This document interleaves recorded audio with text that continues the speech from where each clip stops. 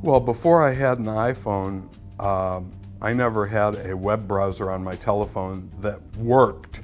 I had phones that allegedly had internet access and web browsers in them, but I never had one that I used more than a couple times, and then it was only in the most extreme of emergencies. Same thing for email, you know, it's like with an iPhone, I'm able to have my email, or at least the part of my email I want with me at all times.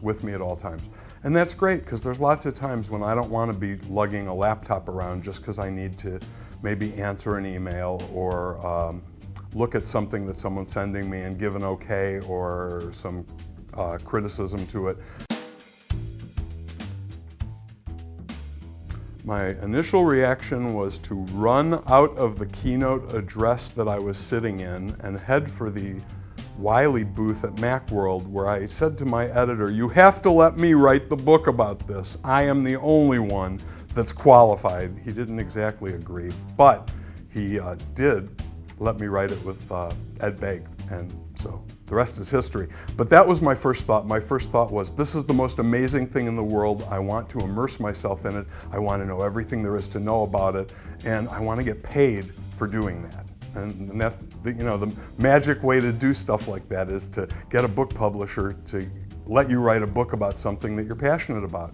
And that's been my real secret throughout my years as an author, is I almost never write books about something I'm not interested in myself. I am not one bit surprised. When I saw the iPhone for the first time, when I first touched one, when I got mine for the first time, all I could think was, this is going to be the most popular phone ever. If it's not the most popular or best-selling smartphone today in America, it's darn close. I think it may be the best-selling. I always believed that it would be. As soon as I used it, the elegance, the touchscreen, the interface, the ease of use, just everything in my pocket, it's so cool.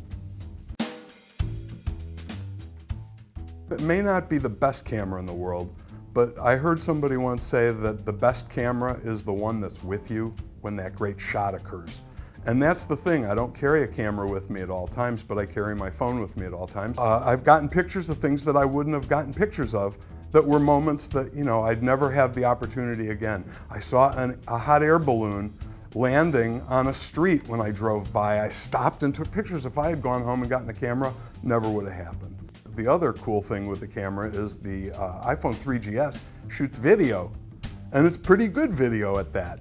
And so I've been able to capture a few things on video, people making comments, some things that, I just would never have a video camera with me to capture. So that feature knocks my socks off. The other one is internet access anywhere. Between 3G, Edge, and Wi-Fi, there's very few occasions, other than when I'm 35,000 feet in the air on an airplane and the airplane doesn't have Wi-Fi, that I don't have full internet access for email and internet web browsing. Well, it replaces so many things. For example, when I got my new car, it's not a new car, when I got my used car, a built-in GPS was not on my shopping list. I did not need it because I have great GPS app on my iPhone. So my iPhone doubles as a turn-by-turn GPS system. I don't have a Nintendo DS or a, what do they call those little PlayStations, PSP, or any handheld gaming device, even though I love handheld gaming. Why? Well, there's great games on the iPhone, and I use my iPhone as my handheld gaming device. I think the fact that there are 140,000 or 120, however many thousand, over 100,000 apps available, and that they span really every product category, I think that's the kicker, is that no other phone has ever had a library of available apps like the iPhone does. If I have downtime, I've got some books on there that I can read. I've got some movies. I've got some episodes of Family Guy that I haven't watched yet. And I've got games, lots of games. Because of course, I have to read these things for books like iPhone for Dummies and incredible iPhone apps for Dummies.